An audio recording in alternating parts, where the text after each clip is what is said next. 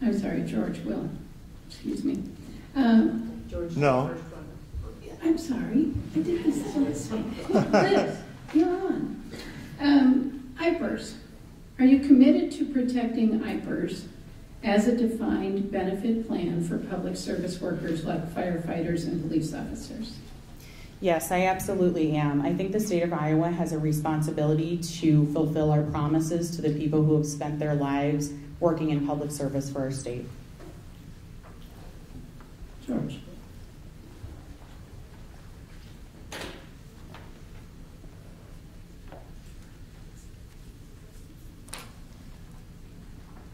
As long as its financial condition is somewhere near as good as it is today, yes. So I would suggest that all of you watch, just in case there are attempts to change the balance between contributions and benefits, because we don't want to let its financial condition deteriorate.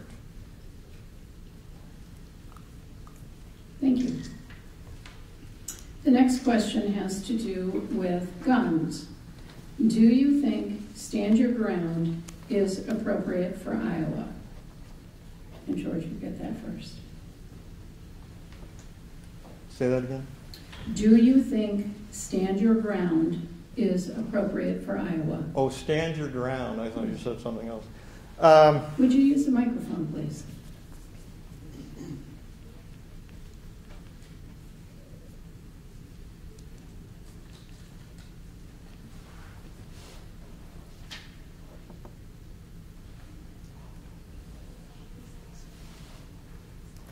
I'm going to spend all this time thinking and give a short answer. I don't see that it's necessary. If you have to defend yourself, you can do it without that. Liz. I do not support stand your ground in the state of Iowa.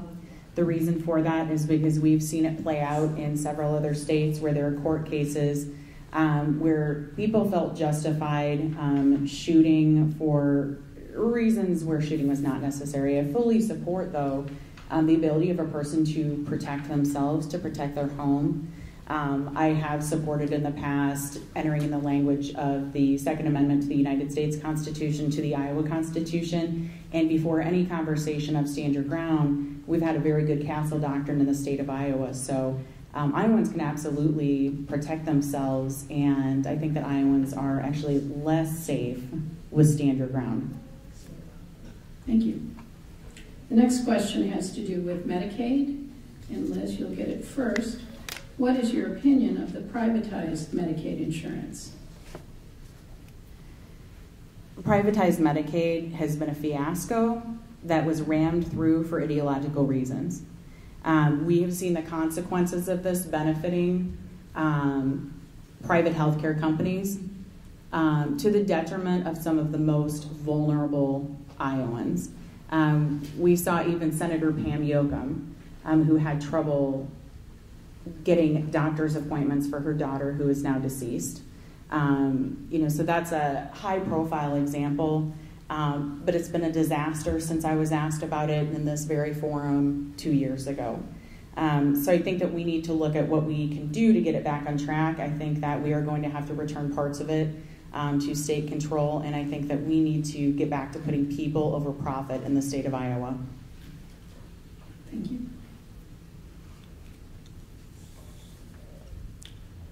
Well, it certainly hasn't looked very good so far. I think in general privatization has potential, but if it's not working in a particular case, we can't stay with it forever. So before the question does come up in the legislature, we'll have the audit coming out and we'll have a little more information to go on. And if it's not showing substantial improvement, we'll have to go back to something like the previous program. Thank you. The next question is an education question. We'll begin with George. What measures do you support to ensure that local school boards stay accountable to us, the taxpayer?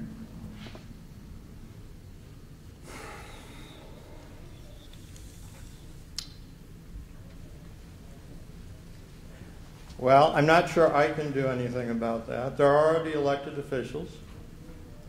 They already have little ability to raise taxes. So the only people who can make them more accountable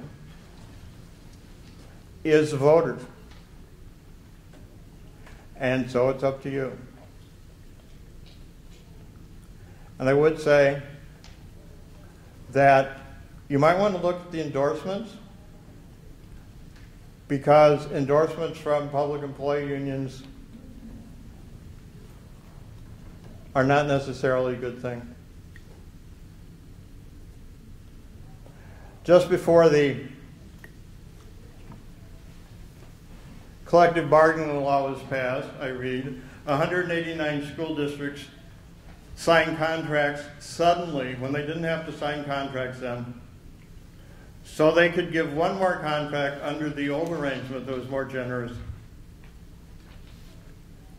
to teachers.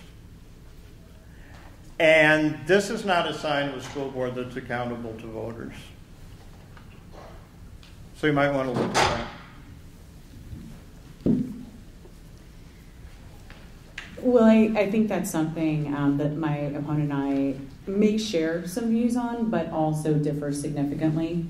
I think what's very important about school boards is that they are very directly accountable to the folks who elect them. And what's really sad is that a lot of people don't even vote in school board elections. So for anybody here who doesn't regularly vote in school board elections, or anybody who's watching at home who has concerns about this, I really encourage you to start contacting school board members, going to school board meetings. Anybody can go to school board meetings, and in fact, they're often live streamed or recorded over the internet. So I think that there is a lot of accountability there. I think one of the first things that school boards are accountable for is providing for a good school environment for our kids. I think one of the things that I heard when we were going through the collective bargaining debacle was that we had collective bargaining in place to preserve harmonious relationships between teachers and school administrators. And this was something that worked very well under somebody very popular in this state, our now deceased Governor Ray, who was a Republican. So it was just a real shame to see something that was truly bipartisan scrapped. And I think that the fact that so many contracts were ratified before the changes took place indicated a high level of worry for being able to maintain harmonious relationships that benefit our kids in schools. Thank you. The next question, unless you'll answer first, has to do with animal confinement. Do we need more regulation of animal confinement farms? This is something that I'm very concerned about here in the state. Of course, Iowa is an agricultural state. We also have significant problems with our water quality. And I am somebody who believes that if you don't have clean water to drink, if you don't have clean air to breathe, then you really can't have much prosperity beyond that. So I do think that we should be looking at whether or not we can sustain the level of runoff that would be coming from any additional CAFOs, confined animal feeding operations in the state. And since our prior attempts at cleaning up our water under a voluntary system haven't seemed to work, unfortunately, I think that we might have to look at a moratorium until we have something in place to clean up our water. Thank you. George. In the interest of saving time, I agree with all that. Thank you. Okay, the next question, George, you'll be first on this. Do you advocate lowering mandatory minimum sentences for minor offenses?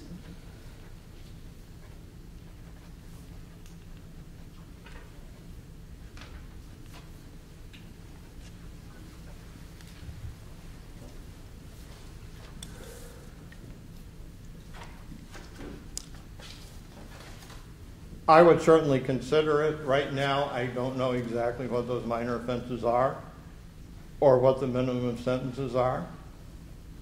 There are some things like possession of reasonably small amounts of marijuana, where the sentences should definitely be reduced.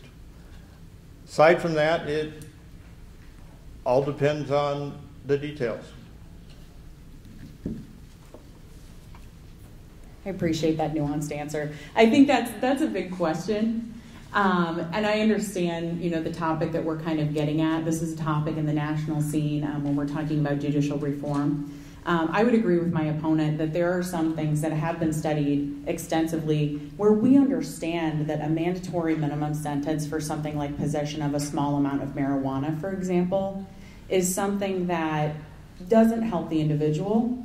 It doesn't help the family of that individual and does not make us safer.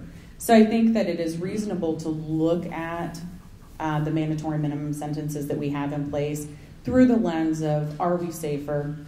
Are we truly reforming that individual? And is this a good use of, I hate to use this term, but our human capital in society as well as our taxpayer dollars? Because if we are not safer at the end of the day, then it's a waste. Thank you.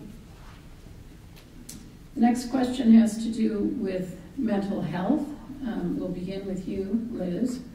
What do you think is needed to fix the mental health system in Iowa? What will you do as a state representative personally to improve mental health services? We have a number of different ideas about how we can do this in the state legislature. Over my time in the legislature and listening to different folks who work with our populations in need of mental health services, one of the things that we have consistently heard is that we need more beds for folks in critical situations. Now, the University of Iowa did open up more beds, and that's a good start. But we are still in a situation where people are waiting. People are being asked to go all the way across the state. They're being separated from their families. So we do have to take a look at how can we prioritize the urgency of care for people. We need to make sure that we have enough beds so that we're not having situations like the one that was described to me last year by a constituent of mine, Sadie Nicholson.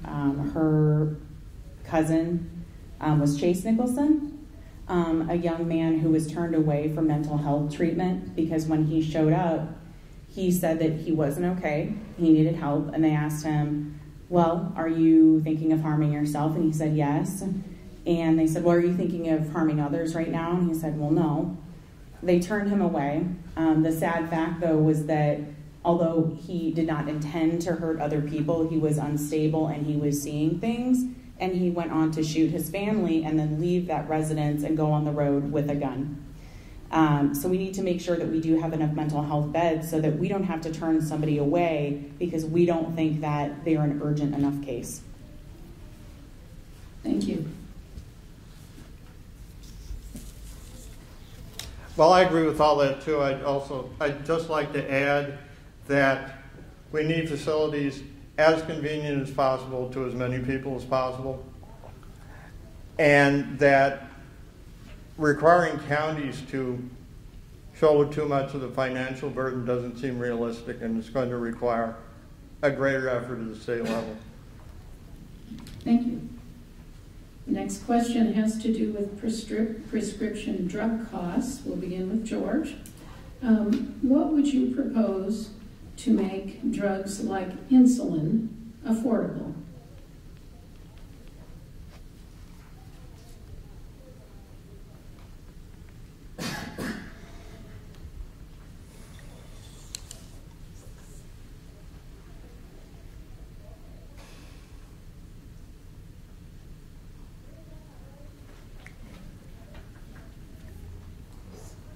There's only one thing I can think of, which is to help pay for it.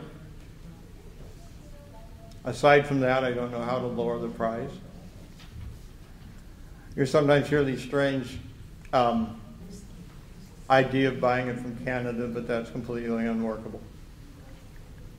Thank you. Well, I think there are a number of different things that have been proposed in order to lower drug prices. There are some things that the state could look at doing, and then there are things that we can do on the national level. I am somebody who supports universal health care. I think that a larger buying pool with larger purchasing power would give the public more ability to bargain with the drug companies, and I think that that would be a good start. Thank you. The next question has to do with guns. Should we allow teachers to have guns in school? And Liz, we begin with you. Well, I think this is a really interesting question because we've heard some people propose that teachers should be armed, teachers should have guns in school. But what was very interesting was that during the Chapter 20 debate to change public sector collective bargaining, much was made on the House floor of the idea that teachers are not public safety employees. So it seems very strange to me that after we had a big debate where people were very clear in saying that teachers are not public safety employees, that some of those very same people would then be saying that teachers should be armed and teachers should have the responsibility to consider either attempting to shoot an intruder or in some cases shoot a student. I am of the understanding that technically with the appropriate permits it's currently legal, but it's not something that I would support as public policy or any type of attempted fix to our problem with gun violence in schools.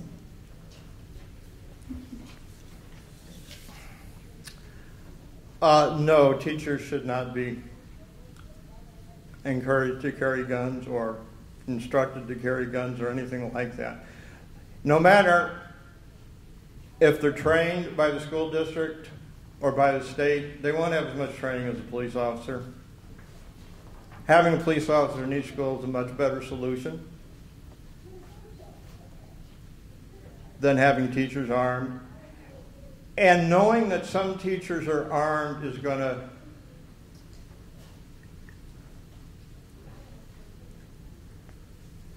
excite the students, arouse them, confuse them, something. And it wouldn't be good. Thank you. Our next question is on the topic of clean water. We'll begin with George. Do you support efforts to have polluters pay to have our streams and waterways cleaned up?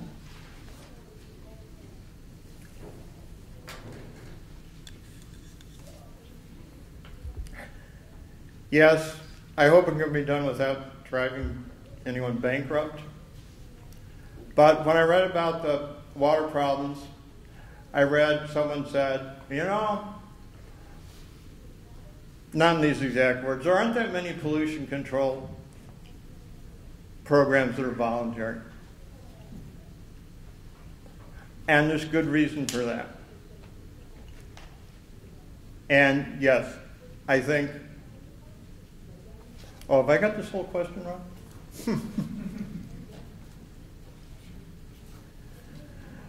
I think that sources of water pollution should be required to do something about it. Thank you. This is one of these questions where I know that there's probably a tracker out there recording me, to use against me someday for out-of-state money to, come in and make me look like I hate agriculture or something. Nothing could be further from the truth. I'm a former 4-H kid. Certainly support agriculture. I'm also somebody who, I suppose along the spirit of 4-H, I wasn't somebody who got a trophy for showing up or writing my name on things. I was somebody who was raised to believe that results do matter. And what we're seeing right now for results is that under the programs that we've had, the water is not improving to an acceptable level.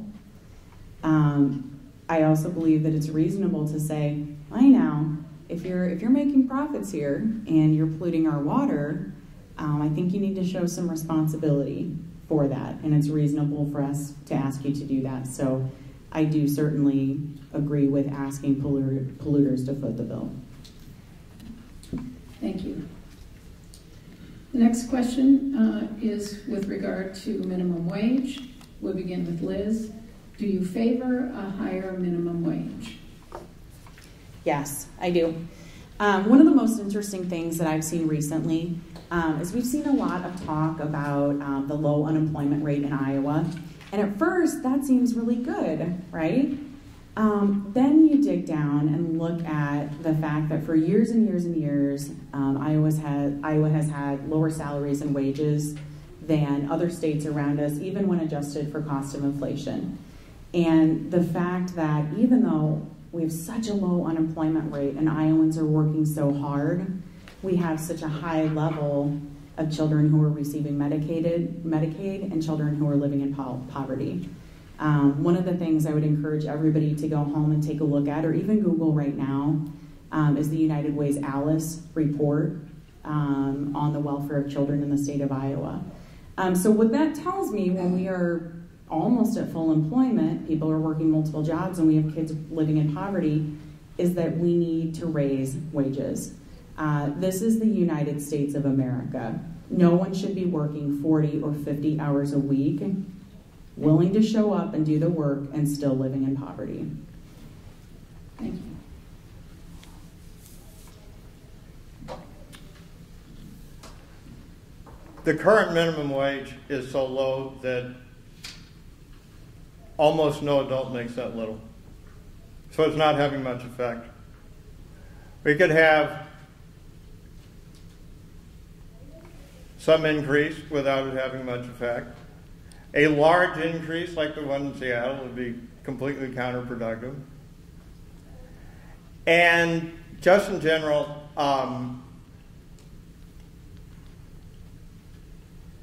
if you want people to have more money, it's going to be difficult to do just by ordering it. Thank you. Our next topic is voter ID. The state of Iowa recently adopted a voter ID law. What are your thoughts on voter ID? And we'll start with George.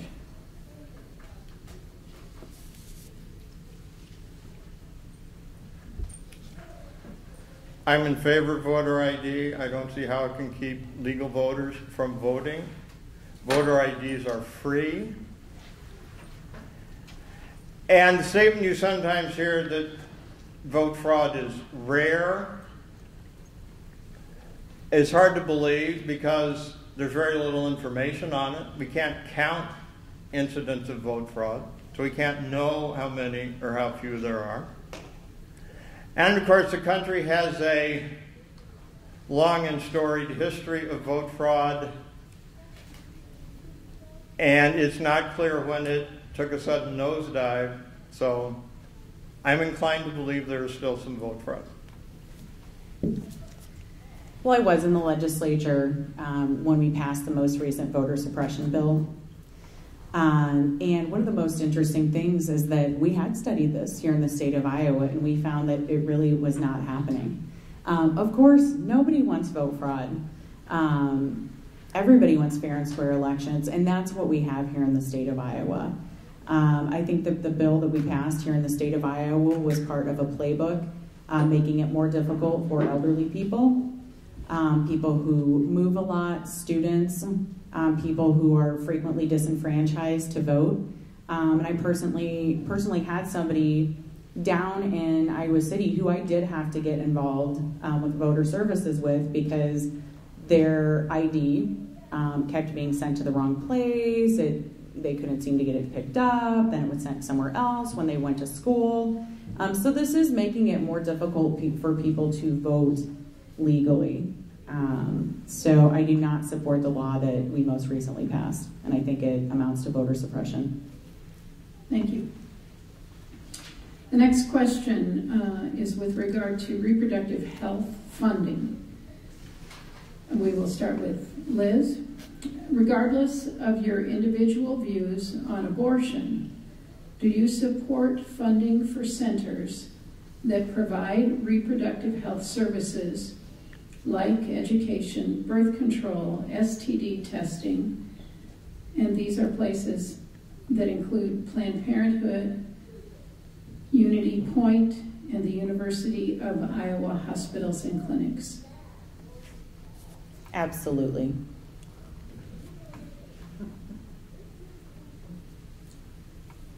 Thank you.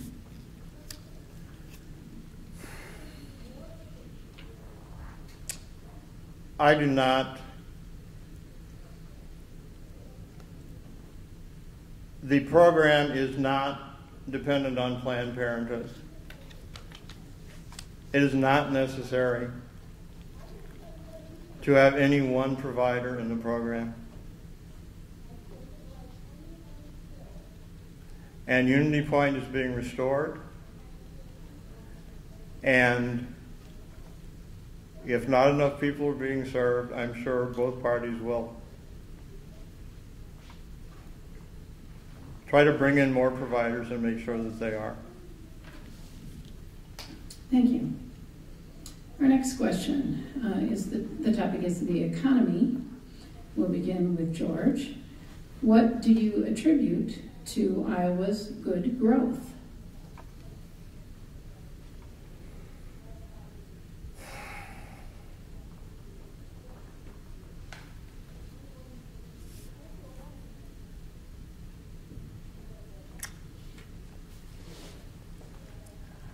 Well, it's hard to say. Probably the farm sector has something to do with it. As far as state policy is concerned, if a state is somewhere in the middle in terms of tax burden, it's hard to tell how much difference it makes. All I know is that the states with the highest tax burdens, like California and Illinois and New Jersey, are suffering. Of course, I don't think Iowa is going to turn into one of those states anyway. But the problem in promoting the economy in general is mostly a matter of avoiding self-inflicted wounds. Well, I think that's a really interesting question, and I think that this might be one of the points in our conversation today where we'll see some differentiation, on either side of this table.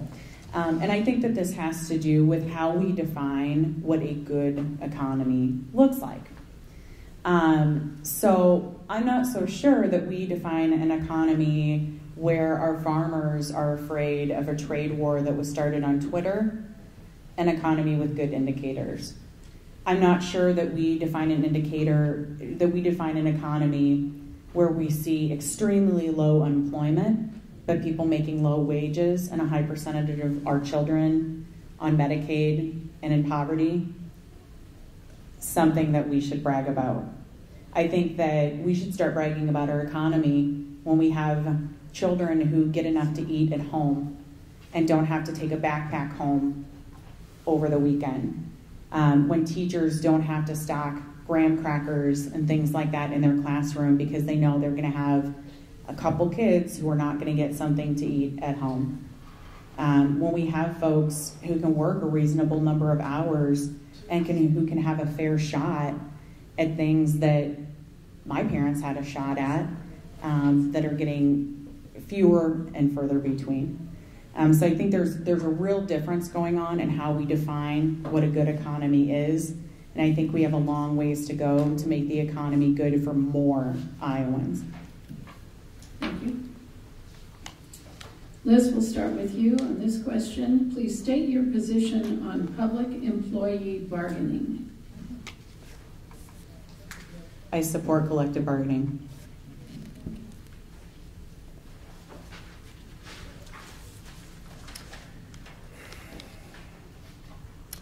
The collective bargaining law is a mixed bag.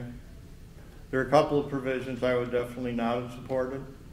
One is the provisions on recertification, and the other one is the rule that wage increases granted through arbitration cannot exceed 2%. The rest of it has hit some of the targets, but not all of them. The problem here is that public sector unionized employees are in a unique situation. One is they have unions when in the private sector, less than 10% of people have unions. And the other one is that the people they negotiate with are elected officials. They, as you hear people say, elect the people they negotiate with. And this is a better deal than the rest of us have. Pretty much the only people, we don't have it, pretty much the only people who have it are the people who work for us. And I don't think we can afford it.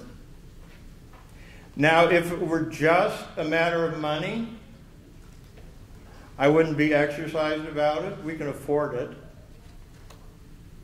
But it affects the quality of public services and the quality of the schools, and that's the part I don't think we can afford. Thank you. Next topic is Medicare. We'll begin with George. Will you support and advocate for Medicare for all in Iowa if it is not accepted by the federal government?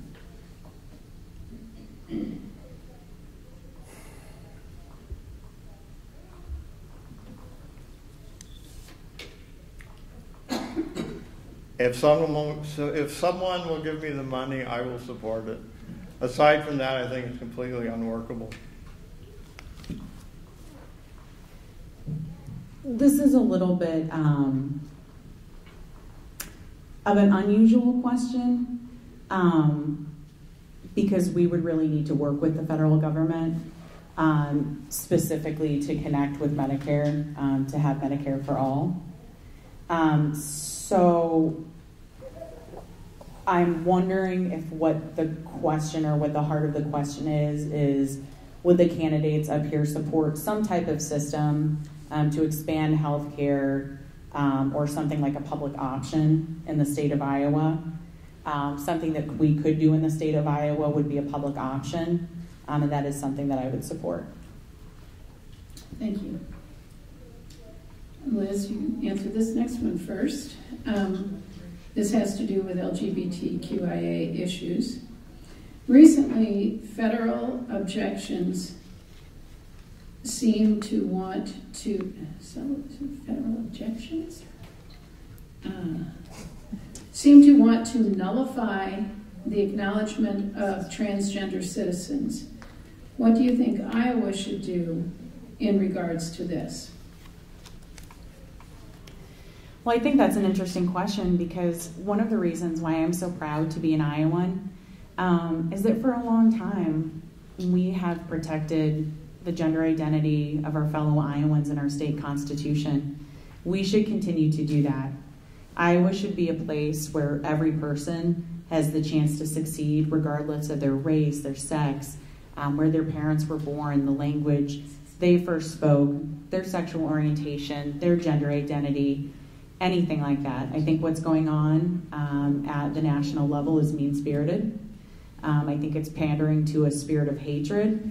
And I think it's a shame that the administration is trying to erase the existence of transgender people by design. So I'm proud to say that the state of Iowa has stood for equality for all of our citizens, and we should continue to do that. Thank you. George.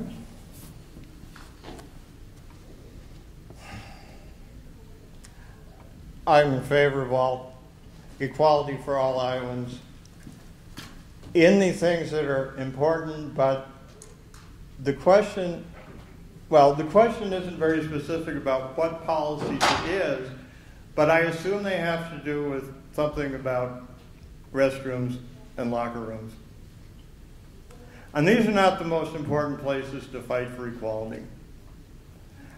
And the people in the majority deserve a little protection too. Now, if it were just restrooms, might not be so bad. You have a little privacy in restrooms. But it has been extended in some places to locker rooms, and it has been extended, at least in a couple places, to girls' sports. And that just doesn't add up. Thank you. George, you'll get this next question first. This is with regard to corporate tax credits. Do you think Iowa needs to study the present tax credit system? Should more credits be given?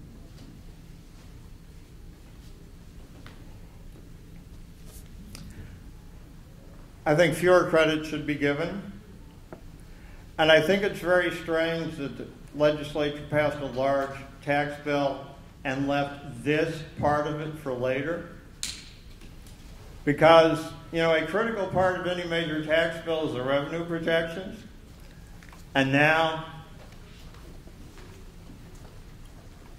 the legislature wants to look at something next year that will upset all that. Those tax credits in general are not a good idea. I would like to say the top bracket for the corporate tax is one of the highest in the country. And if we start eliminating credits and deductions without lowering the rates,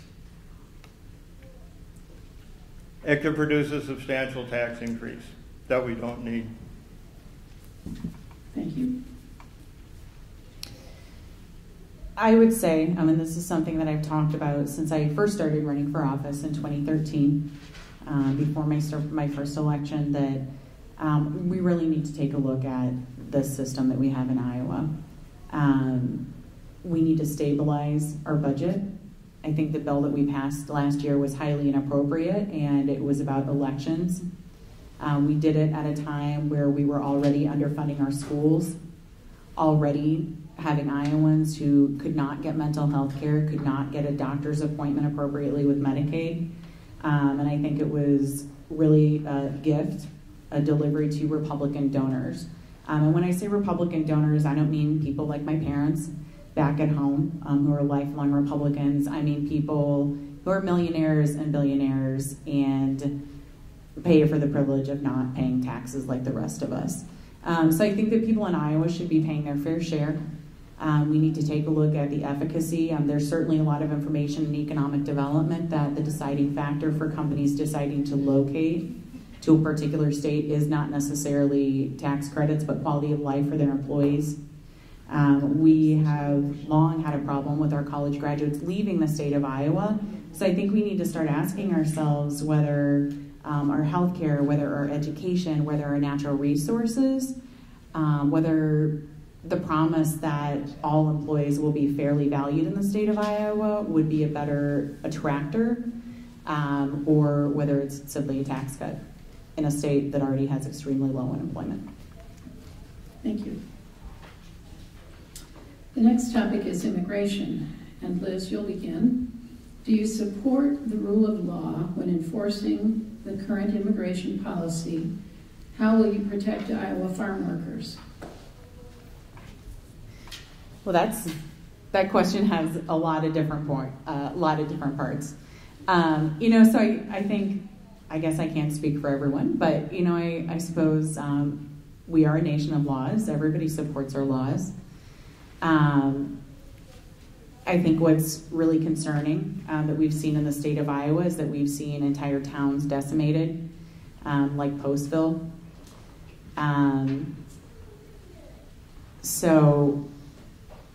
I suppose in terms of how I would say that I would protect Iowa farm workers is by advocating for a better path to citizenship for people, and certainly by opposing the separation of children from their families, and by opposing for-profit companies being paid taxpayer dollars to hold children away from their parents.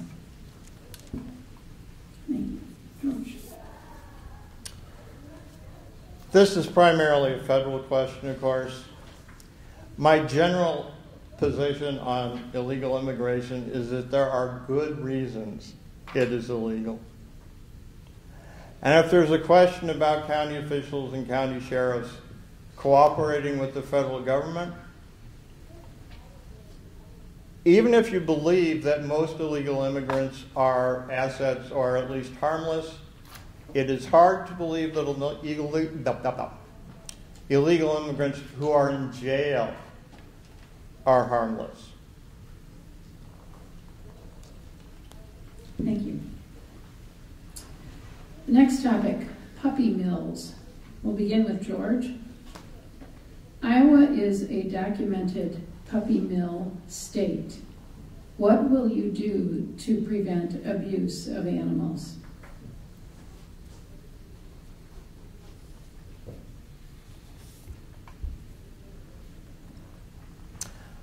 I am against puppy mills.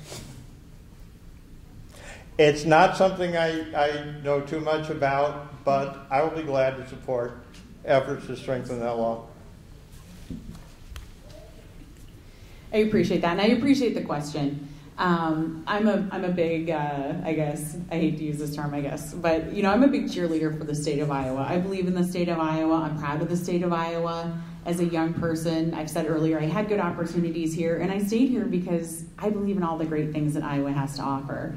I will absolutely pick a fight with anybody who says anything bad about Iowa. So you have to believe me when I say that my best friend, who is in veterinary school in Colorado, really made me grit my teeth when she told me that in Colorado, in veterinary school, they have pointed out that Iowa is the worst state for puppy mills.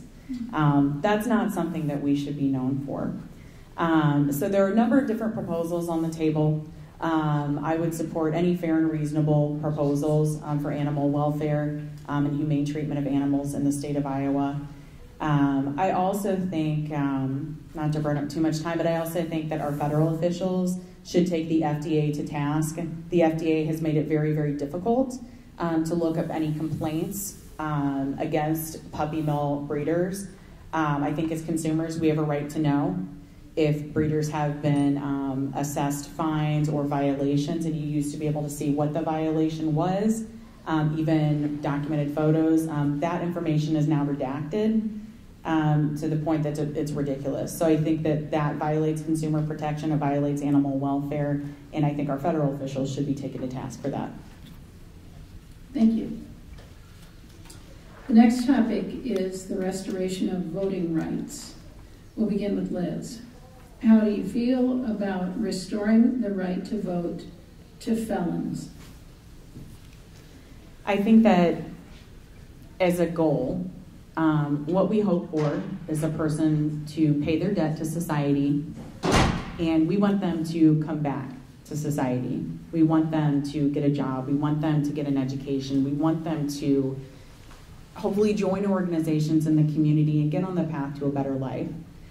So I think what goes along with that is having a voice in our government, and I think that we should look at expanding the ability to restore voting rights to folks who have served their time.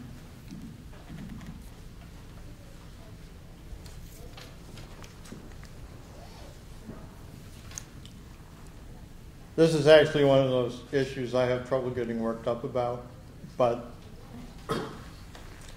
I'll be glad to restore voting rights to felons. Thank you. Are there any felons here? No. The next topic has to do with TIFs. We'll begin with George. Would you seek to reduce the city's use of TIFs except for purposes of its original intended use? Would you seek to reduce the city's use of TIFs except for purposes of its original intended use? Yes. This falls in the category of economic incentives, which all have to be looked at individually, but a lot of them are bad deals, and there's no point in encouraging too many of them. To be totally honest, this is something that I would need to look at a little bit more. One of my concerns with addressing it from the state level is because the people who do make those decisions are directly accountable to voters at home. Whenever possible, whenever it makes sense, I do like to let local governments make those decisions, because county officials, city councilors, mayors are directly accountable to voters. So that's something I would have to look at a little bit more. Thank you. Back to education. Liz, do you support vouchers for private schools? Well, one of the great things about Iowa is that we have a lot of educational choices in the state of Iowa.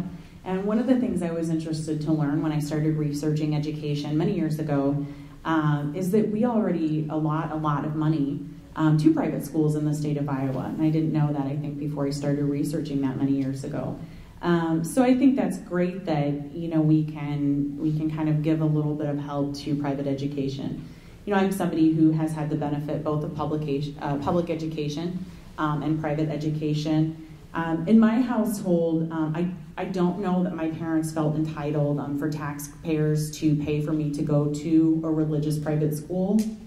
My focus as a legislator is making sure that we do have a strong public school system. I do think that taxpayer dollars are for public schools, and until we can fund our public schools appropriately, I think it's inappropriate to look at giving taxpayer dollars to private institutions.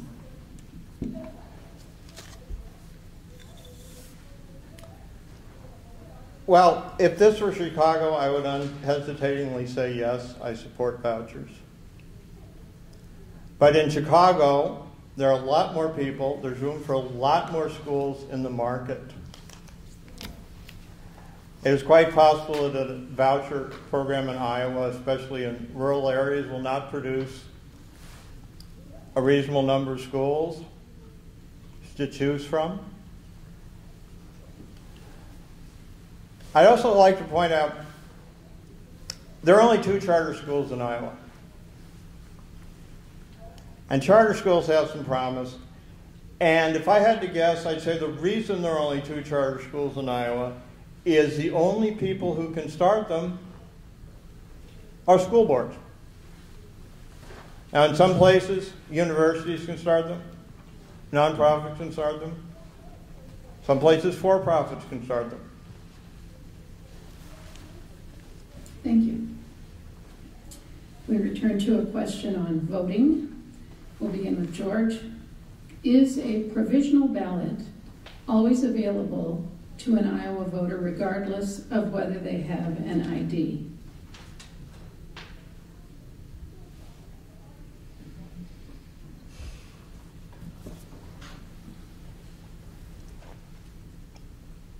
I don't know. Is the question, should it be? Is it available? I don't know. To be totally honest, I would have to refresh my memory on that too, honestly. Okay. Well, let's move on to marijuana. All right. Listen to you guys laughing. Come on. And it's, I have a related question that goes with it. Many states are legalizing marijuana. What is your position on legalizing marijuana in addition to growing the crop to push the economy? Liz. Okay, so that's a big question because a lot of times when I'm asked this question by voters, there's usually, I guess we haven't talked about, I'm going to assume that this question is not about medical cannabis. I'm going to assume that this question is about recreational cannabis, growing recreational cannabis, potentially hemp. A lot of times when I hear about economic growth, people are talking to me about growing hemp fiber, which, you know, we used to grow, you know, in World War II, prior to World War II, excuse me. So to stop beating around the bush, I'm going to be really direct and say that I think that we should decriminalize marijuana. I do not support a view that says we are going to ruin your life to stop you from supposedly ruining your life. This does not mean that I think that we should advocate for young people to be using marijuana. I don't support that at all, but I think that the war on drugs has been costly. I think it's been ineffective. I think it's made us less safe overall. I think we should look at data from other states to look at implementation, and I think that we should look at moving that direction in the future.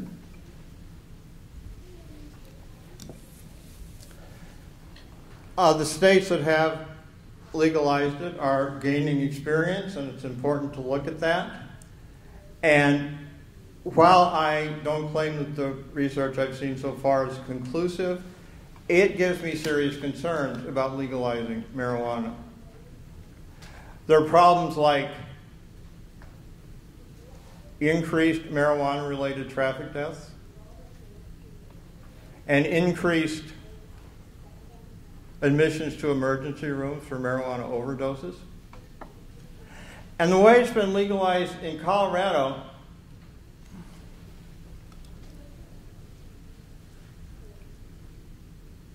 it's not like any other legal product that, for example, is regulated by the FDA or anything like that. There's no quality control. One cookie or one piece of consumable marijuana can contain 10 times the recommended dose, which may be one reason they're overdoses. And so I have serious concerns about it. Based on what I know now, I would say no, but I'm sure there's other research I haven't seen. Thank you. The next question is with regard to ethanol. We'll begin with George. Should Iowa continue to subsidize ethanol?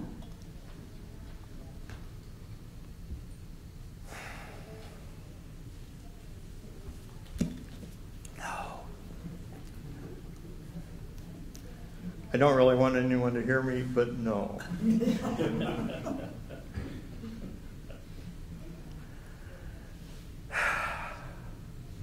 If this is aimed at climate change, there's nothing Iowa can do about climate change. For Iowa to fight climate change on its own would be like you donating $1,000 to reduce the national debt. Completely trivial compared to the scope of the problem. So if we subsidize ethanol, or if we build more wind turbines and so forth, it won't help solve climate change. It will merely spend money and help us switch from cheaper sources of energy to more expensive sources of energy. Thank you. Liz. Well, ethanol is certainly a question, I think, for economists as well as environmentalists. I think when we look at reality, we really would have to take a look and bring all the stakeholders to the table. The ethanol program is important for farmers in Iowa, and so I wouldn't be willing to say that we should make any type of drastic change. So I think that before supporting any type of policy like that, we would really have to bring all the stakeholders to the table and see what that would really look like for Iowans. My opponent did mention some other things. I took the question as more of an economic question. But since we did go there, I am going to reiterate that I do think that we do have a responsibility to the world that we live in to make responsible choices. And you know what the great thing is that green energy is one of the few opportunities that we have. So when we're talking about green energy, we're talking about solar, we're talking about geothermal, we're talking about wind. It's one of the few opportunities that we have to do something that's responsible to one another, responsible to future generations, and also gives us economic benefits. I'm very proud of the fact that Iowa is one of the leading states for wind energy. And you know what's crazy? Is Texas is actually beating us now. So I think it's really interesting that we've really crossed the tipping point where even states like Texas are adopting wind energy. So I think that we should keep going in that direction, use the research we have, and we can ethically improve our environment and our economy with greener energy. Thank you. Next topic is child care. We'll begin with Liz. 25% of Iowans live in areas that don't have licensed child care options. What is your plan to address the need for child care? So I'll be totally honest. This is an issue that causes me wailing and gnashing of teeth. Because it's true that many Iowans do live in child care deserts where there are not enough providers. This is holding people back, people who do want to return to the workforce. It's holding them back from going back into the workforce. So there have been a number of different things proposed. To be totally honest, at this time, I'm not exactly sure what proposal I would support. But it would be something that I'm very, very willing to work with folks on, and something I think we should prioritize.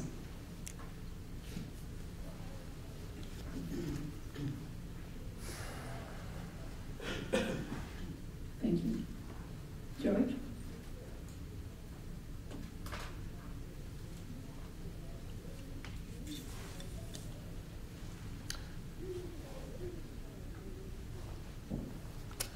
I don't really know.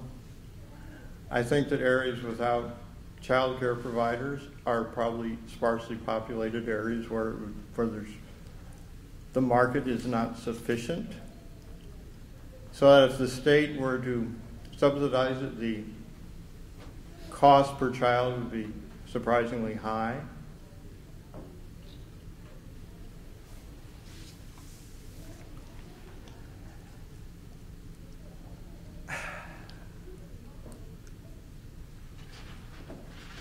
And people have been solving this problem for hundreds of years without public subsidies, with neighbors and relatives. And it may be that that's what we'll have to do. Thank you. Next question has to do with the environment. Could you state your position on increasing sales tax to fund the Natural Resources Trust Fund? And we'll start with George.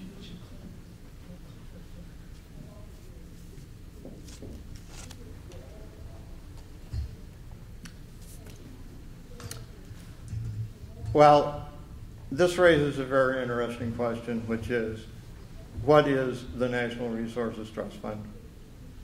So I don't feel able to answer it right now.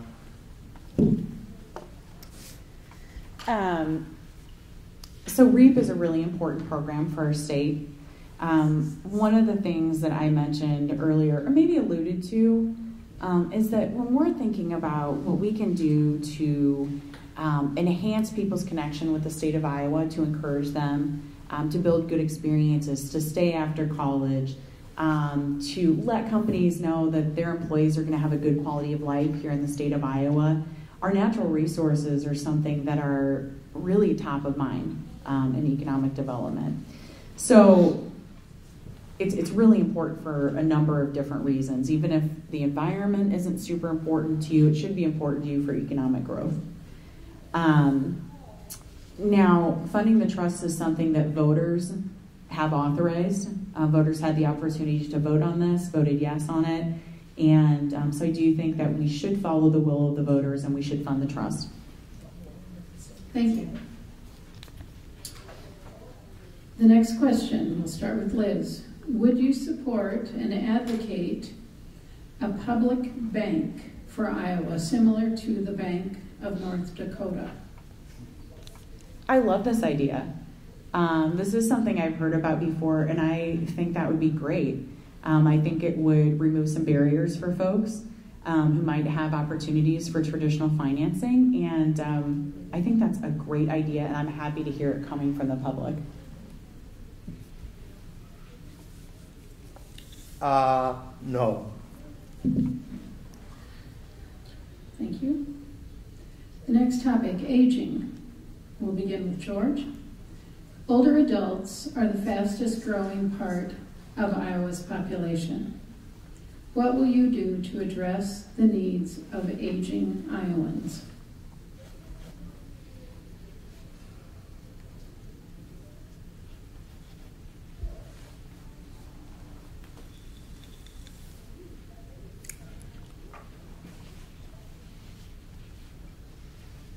Don't know specifically, but I am all for meeting the needs of aged Iowans.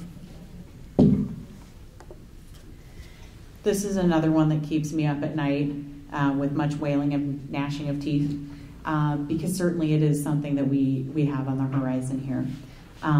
Of course, we certainly, I'm sure we both agree, that we do want to make sure that we care for our Iowans as they age. And there are a lot of questions about how we're going to do that, especially as many older Iowans, may have family members who've moved out of state, etc. There's one thing that I have looked at that's very interesting when we're talking about meeting the needs of caring for our folks as they age, as well as, what are the jobs of the future? What are the good jobs of the future? Where is the market and where is their demand? So if anybody is interested, I'd really, really recommend going home and Googling or looking at the caring economy.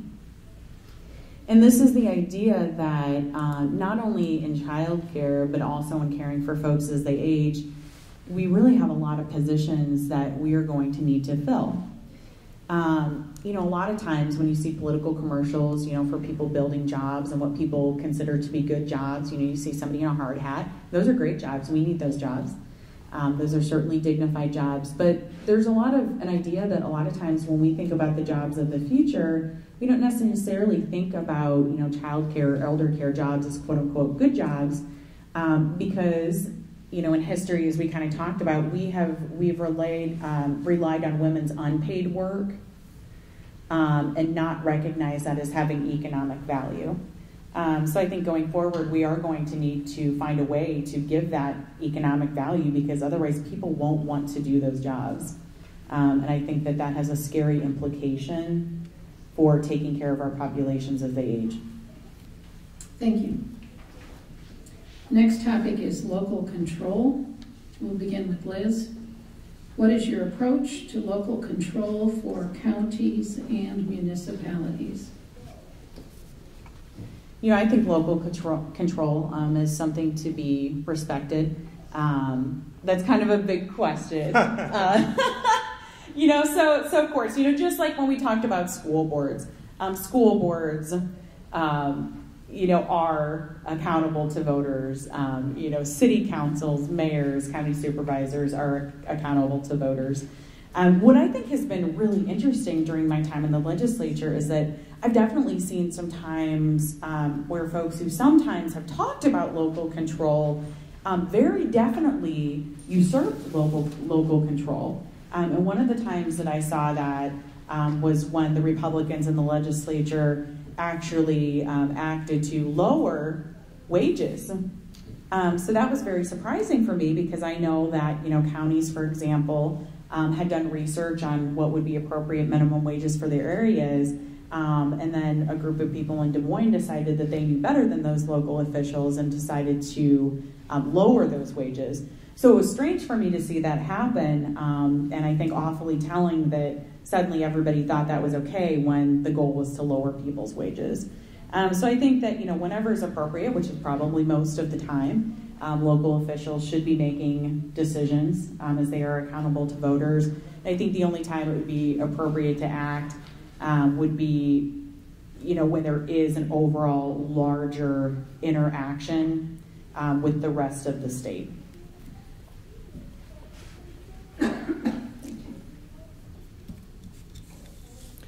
See, you're trying to make sense out of what Republicans in the legislature do. This is one of those questions which could be about anything, leaves us to guess what it's actually about. It may be that it's actually about the minimum wage, in which case I'm fine with local control. If it were about tax increases, I would be more cautious. That's about it. Thank you. Next topic is farmland. We'll begin with George. how would you seek to address issues posed by absentee ownership of Iowa farmland?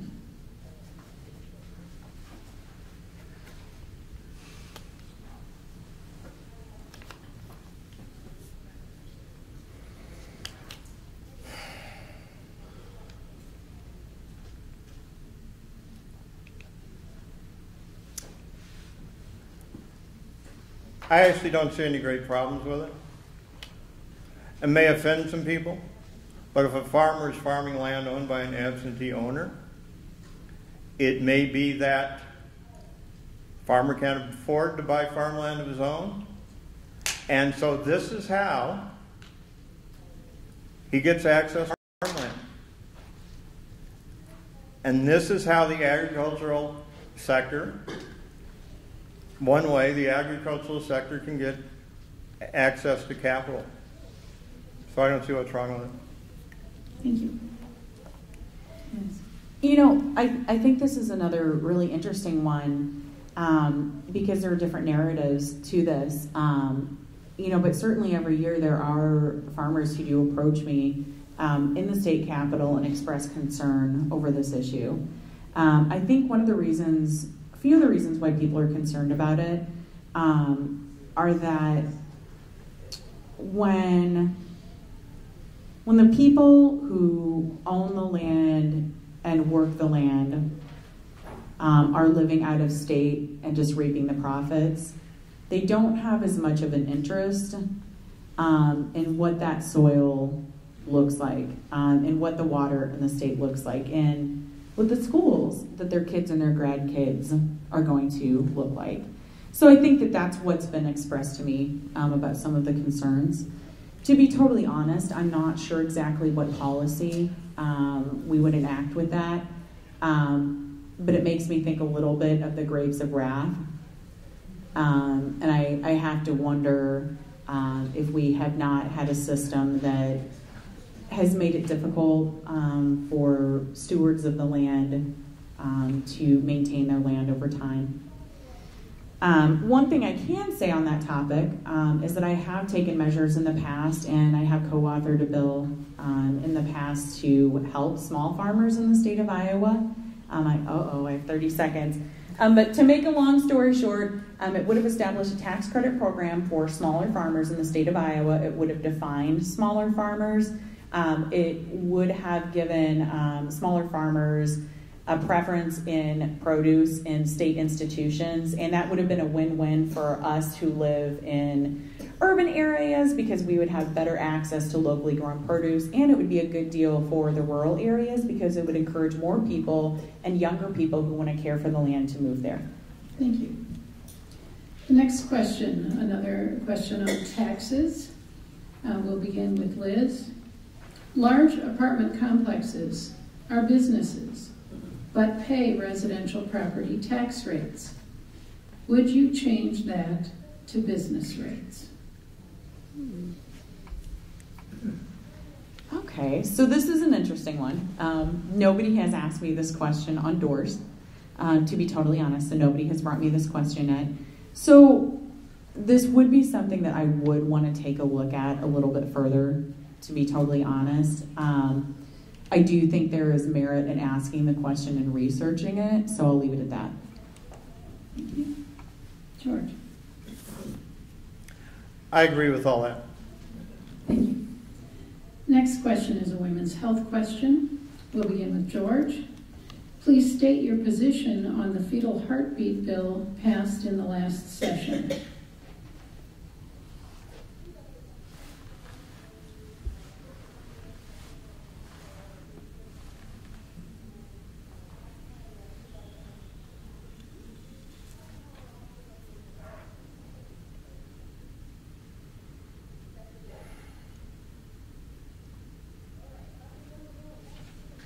I've always wondered exactly how the dividing line is drawn, but generally I support it.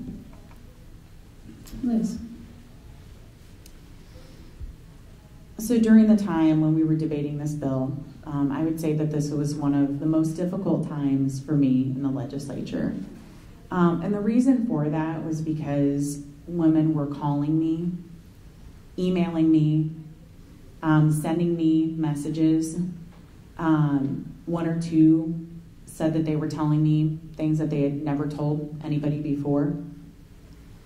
And I believe that the decision of whether or not to continue a pregnancy is one of the most personal, private decisions a woman could ever make.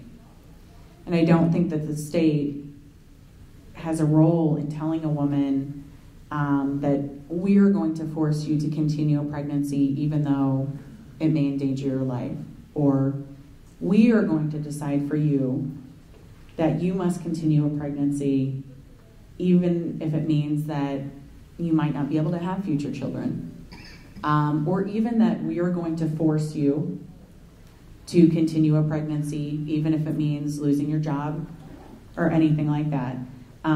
The state really has no role telling women anything whatsoever about their personal, private healthcare decisions. Thank you. Our last question, we will begin with Liz. Thoughts on thoughts on funding early childhood after the $1 million cut last session? This is another wailing and gnashing of teeth question for me. When I ran for office, I was a trainer for a technology company, and one of the things that influenced me to run for office was thinking about the foundations that people get as they enter adulthood, as they enter their workforce, and understanding not only just in my professional life, but looking at the research on how important it is for people to have that early childhood education start and how it affects them later. So it's really heartbreaking for me to see fewer Iowans being able to access early childhood education. So the gnashing of teeth part is that our budget is such a mess at this point, and that Republicans in the legislature have prioritized tax cuts for big companies and big corporations instead of the building blocks for our kids. And it's hard to know where to go from there. So I think we're going to have to take a hard look at our state budget. We've talked about tax credits earlier. We're going to have to take a hard look at those tax credits to determine whether they really are contributing to jobs in the state of Iowa, good actual living wage jobs. I suspect that some of them probably are not and need to be reconsidered. And I'm not exactly sure where we go from there, honestly. But we do have to make sure that we're not doing any giveaways to folks that aren't benefiting the state of Iowa when our kids aren't getting the start that they should have. Thank you. George.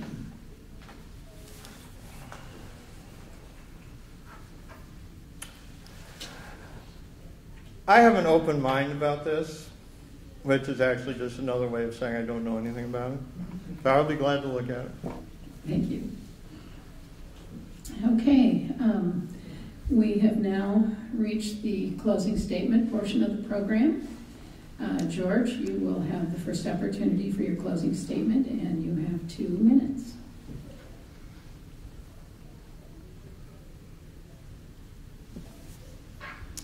I had a great closing statement planned, but it was about something that hasn't come up tonight.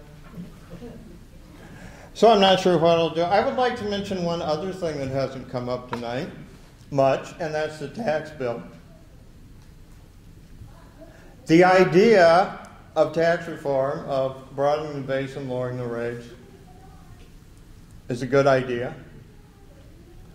The idea of a tax cut at least enough to offset the increase in revenue from the federal tax law was a good idea. As I said before, the idea of putting off work on the tax credits was not. And the 4-year plan and the trigger are completely unworkable. So I will fearlessly predict that the tax laws will be substantially revised before that last round of cuts ever takes effect. There are any number of reasons it's unworkable. Well, one is we don't know that it will take effect in 2023.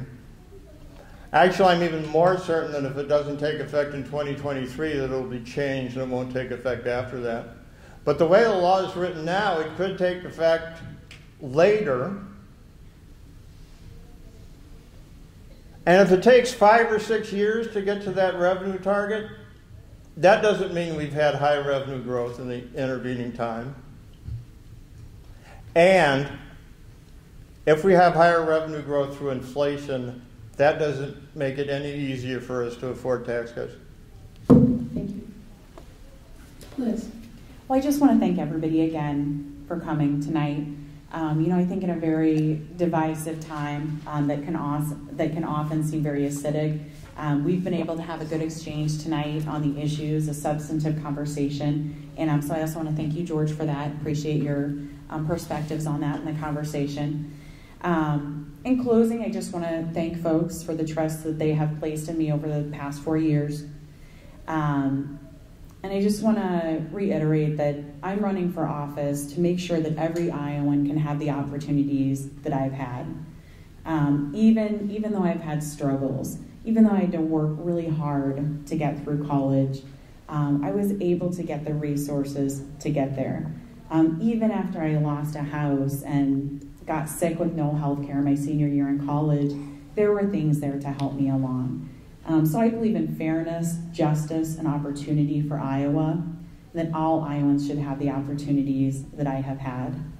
During my time in office, I've not only made an effort to reach out to everybody across the district, but particularly folks who don't get involved in politics a lot, younger people and students, regardless of partisan affiliation.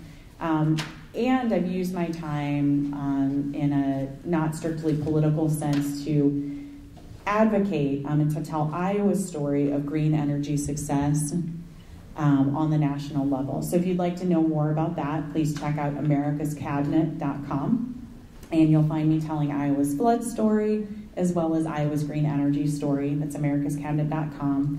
And if you'd like to learn more about me and my background and my positions, I would invite you to please visit www.lizbennett.com. And I thank you again for your time, and I ask you for your trust in this upcoming election. I ask you for your vote. Thank you.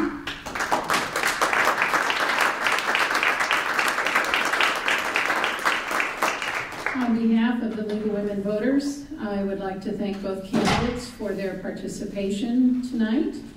I'd also like to thank the Cedar Rapids Public Library for providing this facility. And to you, the voters, if you haven't already voted, a reminder that you can do so at a number of satellite polling places, including this library, tomorrow, Wednesday, and Thursday. You can vote here at the library between 4 p.m. and 8 p.m. So make the trip back if you've not voted already. Thank you all for coming, and hope to see you at a future forum. Good night.